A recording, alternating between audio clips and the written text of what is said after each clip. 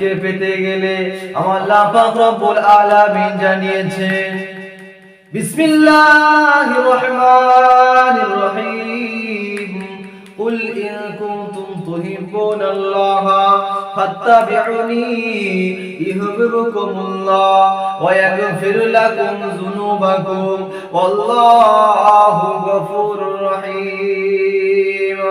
আমি আল্লাহ পাক আমাকে যদি তোমরা পেতে চাও, আমার রাসূলুল্লাহকে, আমার হাবিবকে তোমরা বেশি বেশি করে অনুগত করো।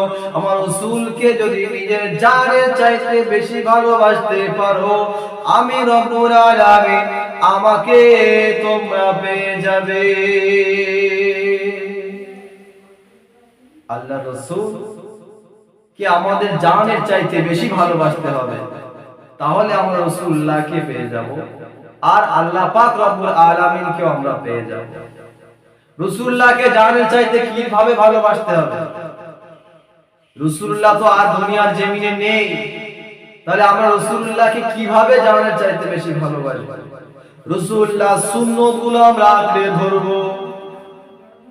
রাসূলুল্লাহ সাল্লাল্লাহু আলাইহি ওয়াসাল্লাম আল্লাহ পাকের নবী হাবিব আমার যে সুন্নাতগুলো বলে গিয়েছে, যে সুন্নাতগুলো আমাদের মাঝে রেখে গিয়েছে, রাসূলের সুন্নাতগুলো আমাদেরকে আঁকড়ে ধরে রাখতে হবে। জীবন চলে গেলেও রাসূলের সুন্নাতকে আমরা ছাড়বো না। আমাদের জানের বিনিময় হলেও রাসূলুল্লাহ সুন্নাতকে আমরা আঁকড়ে ধরে রাখবো। যেমন আপনি দাঁড়িয়ে রেখেছেন আর এমন একটা জায়গায় গিয়েছে, সে জায়গায় কোনো মুসলমান নাই, সব গায়ের কম, ওরা সকলে আপনাকে ধরলো, ধরে বলছে মৌলভী সাহেব, এই দাড়িওয়ালা চাচা, তোমার দাড়িটাকে চেঁচে দাও। কি বলছে? দাড়িটাকে চেঁচে দাও, নালে তোমাকে জানে মেরে দেব, কতল করে দেব। নিজের জানে চাইতে যদি রাসূলুল্লাহকে বেশি ভালোবাসতে পারে, তাহলে ওই জায়গায় বলার দরকার হবে যে আমার দাড়ি আমি কাটবো না, আমি রাসূলুল্লাহ সুন্নাত দাড়ি রেখেছি, এই দাড়ি আমার জান দিতে রাজি, কিন্তু আমি দাড়ি কাটতে রাজি নয়। কোন গায়ের কম যদি বলে মাথা থেকে টুপিটা খুলে দাও, টুপি পরা যাবে না, এই টুপি পরা হলো আল্লাহ পাকের, আল্লাহ রাসূলের সুন্নাত। এই সুন্নাতকে যদি ভালোবাসতে চাও, জান দিতে রাজি, কিন্তু টুপি খুলতে রাজি নয়। রাসূলুল্লাহ সুন্নাতগুলো আঁকড়ে ধরে রাখতে হবে। আপনি টোটাল জিন্দেগিটা কেমন ভাবে চলবেন, সমস্ত কিছু রাসূলুল্লাহ শিখিয়ে দিয়ে গেছে। রাসূলুল্লাহ শিখিয়ে দিয়ে গেছে আপনি কেমন করে বাথরুমে যাবেন, কেমন করে খানা খাবেন, কেমন করে পানি পান করবেন, সমস্ত কিছু রাসূলুল্লাহ শিখিয়ে দিয়ে গেছে। একটা পানি পান করবেন, আপনার পিপাসা লেগেছে, পানি পান করবেন, তাতেও রাসূলুল্লাহ সুন্নাত রয়েছে, 6টি সুন্নাত রয়েছে।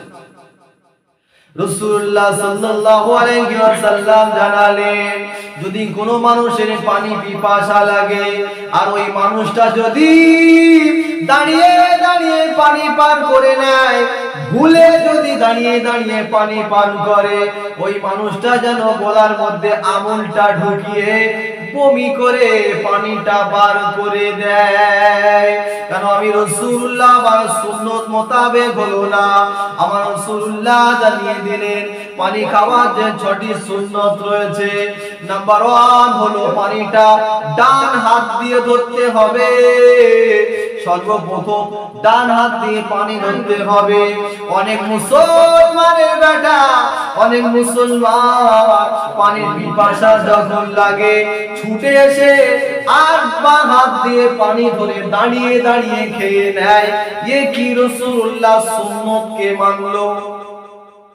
রাসূলুল্লাহ জানালেন সর্বপ্রথম পানিটা ডান হাত দিয়ে ধরতে হবে, ডান হাত দিয়ে, বাম হাত দিয়ে ধরা যাবে না। ডান হাত দিয়ে ধরা হলো 1 নম্বর সুন্নাত। দ্বিতীয় নম্বরে রাসূলুল্লাহ জানিয়ে দিলেন ওই পানিটা দেখতে হবে, দেখাটাও সুন্নাত। এই দেখবে শুধু পানি, এতেও নেকি, কারণ রাসূলুল্লাহ সুন্নাত আদায় হচ্ছে যে আমার রাসূলুল্লাহ পানিটা দেখেছিলেন এবং আমাদেরকে দেখতে বলেছেন। এই শুধু এই নিয়তে যদি রাসূলুল্লাহ সুন্নাত পালন করার নিয়তে যদি পানিটা ডান হাত দিয়ে ধরে আর দেখেন, এতেও নেকি, কারণ দ্বিতীয় নাম্বার সুন্নত হলো পানিটা দেখা। এই পানিটা দেখতে কেন বলেছে রাসূলুল্লাহ? আপনি পানি রেখে দিয়েছেন জগে করে কিংবা গ্লাসে করে কিংবা একটা পেয়ালায় করে, ওতে টিকটিকে যদি পড়ে থাকে কিংবা কোনো বাচ্চা ছেলে বেলেট ফেলে দেয় কিংবা কোনো ময়লা যদি পড়ে থাকে কিংবা পিঁমড়ে পড়েছে, আপনি না দেখে ওই পানিটা তুলে খেয়ে নিলে ওই বেলেট গোলায় গিয়ে আটকে গেল, কেটে যাবে। যদি টিকটিকে পড়ে থাকে বিষ মারাত্মক রোগ জন্মাবে, পিঁমড়ে যদি পড়ে থাকে পেটের মধ্যে চলে যাবে, অনেক গন্ডগোল রয়েছে। এই জন্য রাসূলুল্লাহ পানিটাকে দেখা দ্বিতীয় নম্বর সুন্নাত বলে জানিয়েছে। আর তৃতীয় নম্বর সুন্নাত হলো পানিটা যখন পান করবে দাঁড়িয়ে দাঁড়িয়ে দাঁড়িয়ে দাঁড়িয়ে পান করবে না, ওই পানিটা যখন পান করবে বসে বসে পান করতে হবে। নাম্বার 1 হলো ডান হাত দিয়ে পানিটা ধরতে হবে, দ্বিতীয় নম্বরে হলো পানিটা দেখতে হবে, আর তৃতীয় নম্বরে বসে বসে পান করতে হবে, আর চতুর্থ নম্বরে ওই পানিটা যখন পান করবে বিসমিল্লাহির রহমানির রহিম বলে পান করবে। পঞ্চম নম্বরে রাসূলুল্লাহ জানিয়ে দিলেন ওই পানিটা যখন পান করবে এক নিঃশ্বাসে দম ভরে পানি পান করবে না, 3 নিঃশ্বাসে পানিটা পান করে নেবে। পানি পান করা হয়ে গেল, তাহলে 5টা সুন্নত আদায় হয়ে গেল। একটা পানি পান করা 6টা সুন্নত, তার মধ্যে 5টা আদায় হয়ে গেল। এবারে পানিটা যখন পান করা হয়ে গেল তখন আল্লাহ পাকের প্রশংসা আদায় করবে, আলহামদুলিল্লাহ বলবে। আমার রাসূলুল্লাহ জানালেন যদি কোনো মানুষ আমার উম্মতের বিভ্রান্তি কালে আমি রাসূলুল্লাহ আমার একটা সুন্নাতকে জারি রাখে, আমার একটা সুন্নাতকে প্রতিষ্ঠিত করে, আমি রাসূলুল্লাহ জানিয়ে দিলাম ওই মানুষটি 100 শহীদানের সওয়াব পেয়ে যাবে।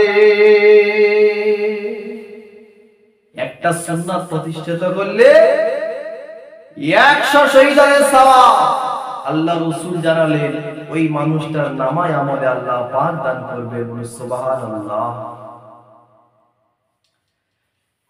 একটা শহীদ যারা ইসলামের জন্য যুদ্ধ করে, বিবিকে বেওয়া করে, বাচ্চাদেরকে এতিম করে, ইসলামকে টিকিয়ে রাখার জন্য, ইসলামকে বাঁচিয়ে রাখার জন্য যুদ্ধের ময়দানে গিয়ে যুদ্ধ করতে করতে করতে করতে যারা শহীদ হয়ে গিয়েছে, টুকরা টুকরা হয়ে গিয়েছে, ওই সমস্ত মানুষদেরকে শহীদান বলা হয়, শহীদ।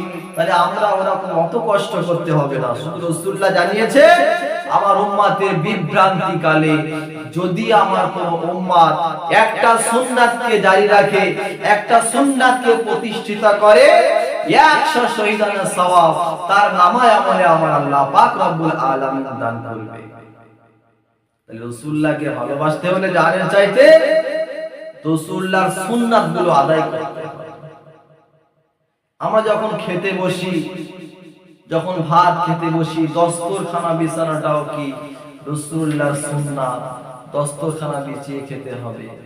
যে বাড়িতে দস্তরখানা বিছিয়ে খানা খাওয়া হয়, রাসূলুল্লাহ জানালেন ওই বাড়িতে কোনোদিন ওই মানুষটি, যে মানুষটি দস্তরখানা বিছাবে বা ওই বাড়ির মালিক কোনোদিন ঋণ রেখে দুনিয়া থেকে বিদায় নেবেন না। মরণের আগে আগে আমার আল্লাহ পাক তার সমস্ত ঋণগুলো শোধ করিয়ে দিয়ে তারপরে দুনিয়া থেকে বিদায় নেবেন সেই ব্যক্তি। রাসূলুল্লাহ সুন্নাতের উপরে কত উপকার রয়েছে। শুধু আমরা বুঝি না তাই করি না। আল্লাহ পাক জানালেন, আমি আল্লাহ পাক আমাকে যদি তোমরা পেতে চাও আমার রাসূলকে বেশি বেশি করে ভালোবাসো। সাহাবায়ে কেরামেরা তার রাসূলুল্লাহকে কেমন ভালোবেসেছিলেন, তারা সর্বদা জান দিতে রাজি। আল্লাহ রাসূল দো জাহানের বাদশা বসে রয়েছে, এমন সময় হযরতে ওমর ফারুক রাদিয়াল্লাহু তাআলা আনহু রাসূলুল্লাহর দরবারে এসে হাজির। রাসূলুল্লাহ জিজ্ঞাসা করছে, ওমর তুমি আমাকে কতটা ভালোবাসো? ওই সময় ওমর রাদিয়াল্লাহু তাআলা বলেছে, রাসূলুল্লাহ হে, আমার স্ত্রী ছেলে মেয়ে ঘর বাড়ি সব থেকে আপনাকে বেশি ভালোবাসি। তোমার জানের চাইতে? বলছে না, শুধু আমার জানটাকে বেশি ভালোবাসি, তারপরে ইয়া রাসূলুল্লাহ আপনাকে ভালোবাসি। রাসূলুল্লাহ জানালেন, ও আমার সাহাবী ওমর শুনে রেখে দাও, তুমি এখনো পর্যন্ত পূর্ণ মুমিন হতে পারলে না, পূর্ণাঙ্গ ঈমানওয়ালা হতে পারলে না, মুত্তাকিন হতে পারলে না। কারণ হলো ও আমার সাহাবা ওমর রাদিয়াল্লাহু তাআলা আনহু শুনে রেখে দাও, যতক্ষণ না পর্যন্ত আমি রাসূলুল্লাহ আমাকে নিজের জানের চাইতে বেশি ভালোবাসবে, ততক্ষণ পর্যন্ত তুমি পূর্ণ মুমিন হতে পারলে না। এই কথা শোনার পরে আল্লাহর নবী সাহাবী হযরত ওমর ফারুক রাদিয়াল্লাহু তাআলা আনহু বললেন, ইয়া রাসূলুল্লাহ হাবিবাল্লাহ, ইয়া রাসূলুল্লাহ হাবিবাল্লাহ, ও আল্লাহ পাকের হাবিব, আমি ওমর জানিয়ে দিলাম আমার জানের চাইতে তোমাকে বেশি ভালোবাসি। বলুন সুবহানাল্লাহ, আরো জোরে বলুন সুবহানাল্লাহ। আল্লাহ পাক জানিয়ে দিলেন, আমি আমার রাসূলুল্লাহকে তোমরা যদি আমার রাসূলকে বেশি বেশি করে ভালোবাসতে পারো, আমি আল্লাহ পাক এমনিতে তোমাদের হয়ে যাব। আল্লাহর নবীর সাহাবী হযরতে আবু সালমান রাদিয়াল্লাহু তাআলা আনহু, ইনিও রাসূলুল্লাহকে কেমন ভালোবেসেছিলেন, আর আমরাও উম্মাহ, আমরা রাসূলকে কেমন ভালোবাসি। যুবক সাহাবী, বিয়ে করার পরে সবে মাত্র একটা সন্তান হয়েছে, হযরতে আবু সালমান রাদিয়াল্লাহু তাআলা আনহু, একটা সবে সন্তান, টুকটুক করে হাঁটতে শিখেছে, আর মুখের বুলিটা আব্বা আব্বা এই বুলিটা সবে এসেছে। ওই সাহাবী যখন রাসূলুল্লাহকে ভালোবাসতে, এমন সময় রাসূলুল্লাহর হুকুম হলো মক্কা থেকে হিজরত করে মদিনায় চলে যেতে হবে। এখন রাসূলুল্লাহ মদিনায় চলে গেলেন হিজরত করে, হযরতে আবু বকর রাদিয়াল্লাহু তাআলা আনহুকে সঙ্গে নিয়ে। অনেক লম্বা চওড়া ঘটনা, ওদিকে বলতে গেলে অনেক সময় লাগবে। তো যাই হোক, রাসূলুল্লাহ মক্কা থেকে মদিনায় চলে গেলেন। এখন হযরতে আবু সালমান রাদিয়াল্লাহু তাআলা আনহু স্ত্রীকে বলছে, ও আমার স্ত্রী, রাসূলুল্লাহকে একদিন না দেখে আমরা থাকতে পারি না, একটা মুহূর্ত না দেখে আমরা থাকতে পারি না। রাসূলুল্লাহকে কত ভালোবাসেন দেখেন, রাসূলুল্লাহকে না দেখে আমরা থাকতে পারি না। কিন্তু রাসূল তো আর নেই আমাদের মাঝে, উনি মক্কা থেকে মদিনায় হিজরত করে চলে গিয়েছেন আল্লাহর হুকুমে। এখন কি হবে? ওনার স্ত্রী বলছে, ও আমার স্বামী, আমরা আর মক্কার জমিনে থাকবো না, আমরা মদিনার জমিনে চলে যাব, কারণ আমরা রাসূলুল্লাহকে এত ভালোবাসি, রাসূলুল্লাহকে না দেখে আমরা থাকতে পারি না। ও আমার স্বামী, চলেন ঘর বাড়ি জমি জায়গা সবকিছু ত্যাগ করে দিয়ে, এসব আমাদের দরকার নাই, আমরা রাসূলুল্লাহকে দেখতে চাই, যে রাসূলকে একটা দিন না দেখলে আমাদের মনের কষ্ট নিবারণ হয় না। স্ত্রীর কথা শুনে হযরত আবু সালমান উনিও বড় খুশি হয়ে গেলেন। চলেন আমরা রাসূলুল্লাহ দেখার জন্য এই মক্কার জমিনে ঘর বাড়ি জমি জায়গা সব ত্যাগ করে দিয়ে মদিনায় চলে যান। এখন স্ত্রীকে সঙ্গে করে নিয়ে উনি আর কচি বাচ্চাটাকে সঙ্গে করে নিয়ে মক্কা থেকে মদিনার জমিনে চলে যাবে। এখন বার হবে, এমন সময় মক্কার জমিনে বেঈমানদের কানে কানে আওয়াজ পৌঁছে গেল যে তোমাদের মেয়েকে নিয়ে আবু সালমান সেই মদিনায় চলে যাবে, সেই মুহাম্মাদের ভক্ত হয়ে গেছে, ও মদিনায় চলে যাবে, ওকে আটকে দাও। মুহাম্মদ তো চলে গেছে, ওকেও যদি আমরা না যেতে দেই, ও আমাদের ধর্মের মধ্যে থাকবে, ও আর মুহাম্মাদের ভক্ত হবে না। কিন্তু রাসূলুল্লাহকে যারা জানের চাইতে বেশি ভালোবাসে, তাদেরকে কেউ আটকে রাখতে পারবে বা কেউ পারবে না। এখন আবু সালমান ওনার স্ত্রীকে নিয়ে বার হয়ে গেছে, আর মক্কার কাফেররা বেদিনরা এসে ওনাকে আটকে দিয়েছে। আবু সালমান কোথায় যাচ্ছ? বলছে রাসূলুল্লাহর কাছে চলে যাচ্ছি, মক্কায় আর ভালো লাগে না। রাসূলুল্লাহ নেই, আমাদের আর ভালো লাগবে কি করে? থাকবো না এখানে, ঘর বাড়ি যে নাই নিয়ে আমরা থাকবো না এখানে, রাসূলুল্লাহর কাছে চলে যাবো। বলে তুমি যাবে যাও, কিন্তু আমাদের মেয়েকে নিয়ে যেতে দেবো না, আমাদের মেয়েকে রেখে যাও। আবু সালমান বলছেন না, আমি সকলকে, আমার সন্তানকে নিয়ে, আমার স্ত্রীকে নিয়ে যাব। বলছেন না। বলে মক্কার বেদিনেরা আটকে দিল। দেওয়ার পরে তখন ওরা একটা চক্রান্ত করলো যে বাপ মা সন্তানকে বেশি ভালোবাসে, এই সন্তানকে যদি আমরা নিয়ে আটকে দেই, এর আব্বা মা কেউ যাবে না। তাই মক্কার কাফেরেরা ওই কচি বাচ্চাকে ওদের কোল থেকে ছিনিয়ে নিয়ে ওরা আটকে দিলেন। আবু সালমান ওই সময় বলছে, ও মক্কার কাফেরেরা, ও মক্কার বেদিনেরা, তোমরা মনে মনে করেছো আমার কচি সন্তানকে আমার কোল থেকে ছিনিয়ে নিয়ে আমি আবু সালমানকে তোমরা আটকে দেবে। না না না না না, আমি রাসূলুল্লাহকে আমার জানের চাইতে বেশি ভালোবাসি। আমার কচি সন্তান সবে আব্বা আব্বা বলে ডাকছে, আমার কচি সন্তানের উপরে আমার মহব্বত আছে, কিন্তু আমার রাসূলুল্লাহ চাইতে বেশি না।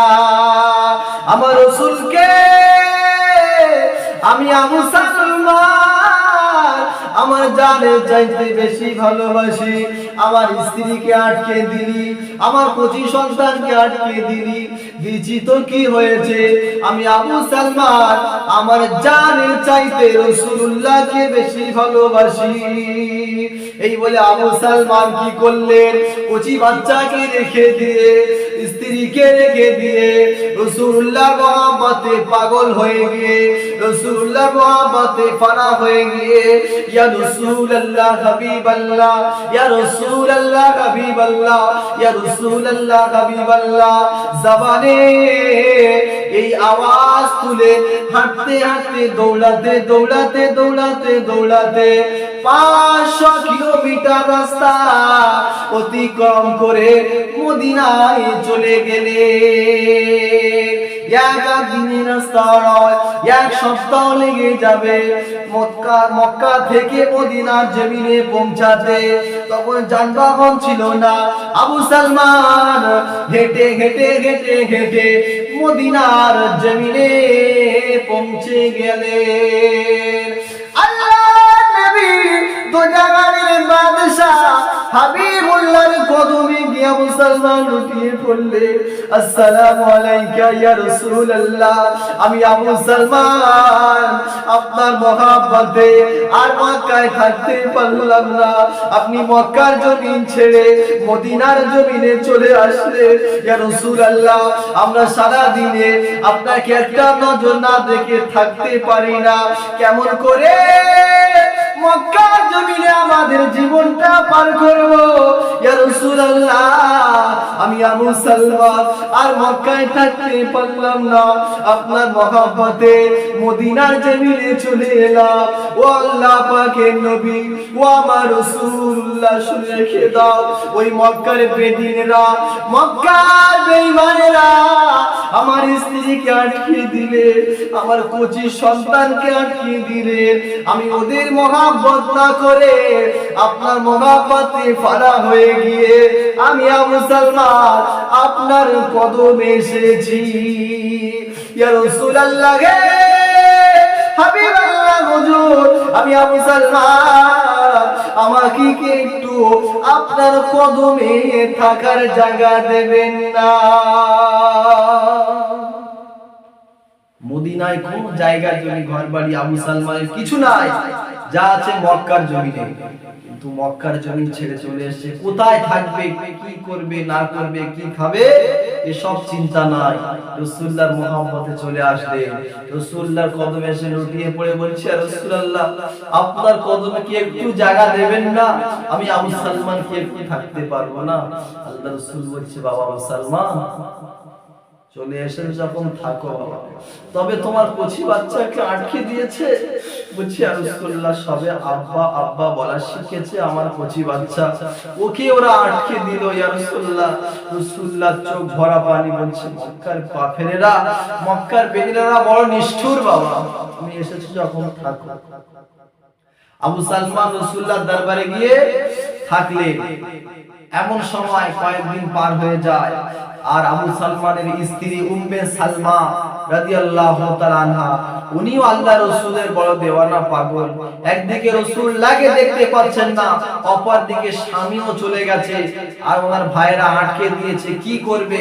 যে জায়গা থেকে স্বামীকে বিদায় দিয়েছিল, প্রত্যেকদিন ওই বাচ্চাটাকে কোলে করে এনে ওই জায়গায় দাঁড়িয়ে স্বামীর উদ্দেশ্য করে বলে, ও আমার স্বামী আবু সালমান, আমাদেরকে রেখে চলে গেলে আমাদের কথা কি একটুও মনে হয় না? এই বলে প্রত্যেকদিন কান্নাকাটি করে। এমন সময় ওই মক্কার একজন ব্যক্তি ওই দৃশ্যটা দেখলে, যে মেয়ে তো পাগল হয়ে যায়, তাই ওর ভাইদের কাছে গিয়ে বলছে, ও উম্মে সালমার ভাইরা, তোমার বোনকে পাঠিয়ে দাও, মদিনায় পাঠিয়ে দাও, ওর স্বামীর কাছে পাঠিয়ে দাও, কারণ ও তো পাগল হয়ে যাবে। তখন ভাইরা বলছে, বোন তোর ভালোর জন্য কিন্তু আমরা রেখেছি এখানে, তুই মুহাম্মাদের ধর্ম গ্রহণ করিসনি, আমাদের ধর্মে থেকে যা, তোর ভালোর জন্য রেখেছি। বোন বলছে, তোমাদের ভালো আমি চাই না, আমি আমার স্বামীকে চাই, আমার স্বামী যে হালে আমাকে রাখবে আমি সে হালেই থাকবো। তো ভাইরা রেগে গিয়ে বোনের হাত ধরে রাস্তায় তুলে দিলেন, যাও চলে যাও, আর কোনোদিন আসবে না আমাদের কাছে, আর কোনোদিন আসার দরকার নেই। উম্মে সালমা রাদিয়াল্লাহু তাআলা আনহা আল্লাহর নবীর বড় পাগল, আল্লাহর নবীর বড় দেওয়ানা, স্বামীর বড় পাগল, স্বামীর বড় দেওয়ানা। কচি বাচ্চাকে কোলে করে নিয়ে উম্মে সালমা কি করলে, ইয়া রাসূলুল্লাহ হাবিবাল্লাহ, ইয়া রাসূলুল্লাহ হাবিবাল্লাহ, জামালে এই বলি কানা নিয়ে দৌড়ে দৌড়ে দৌড়ে দৌড়ে দিনের পর দিন অতিক্রম করে, রাস্তা পাড়ি দিয়ে, পাহাড় পর্বত মরুভূমি এলাকা পাড়ি দিয়ে উম্মে সালমা মদিনার বর্ডারে পৌঁছে গেলে, মদিনায় প্রবেশ করবে।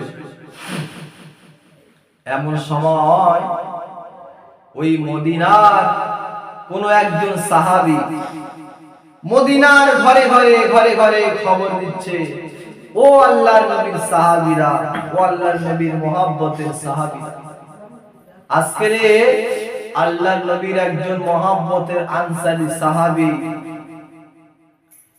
দুনিয়া থেকে বিদায় নিয়েছে, নাম তার আবু সালমান রাদিয়াল্লাহু তাআলা আনহু। এই খবরটা মদিনার ঘরে ঘরে পৌঁছাচ্ছে যে আজকে আল্লাহর নবীর একজন সাহাবী দুনিয়া থেকে বিদায় নিয়েছে, নাম তার আবু সালমান রাদিয়াল্লাহু তাআলা আনহু।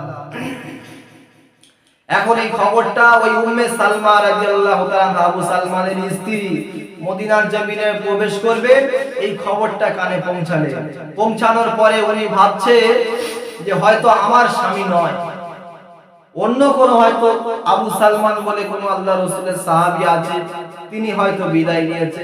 আমার স্বামী আবু সালমান গত কয়েকদিন আগে সবে রাসূলুল্লাহর দরবারে আসলে, উনি হয়তো নয়, নিজের মনকে বুঝ দিচ্ছেন যে আমার স্বামী নয়, অন্য কোন আবু সালমান হয়তো বিদায় নিয়েছে।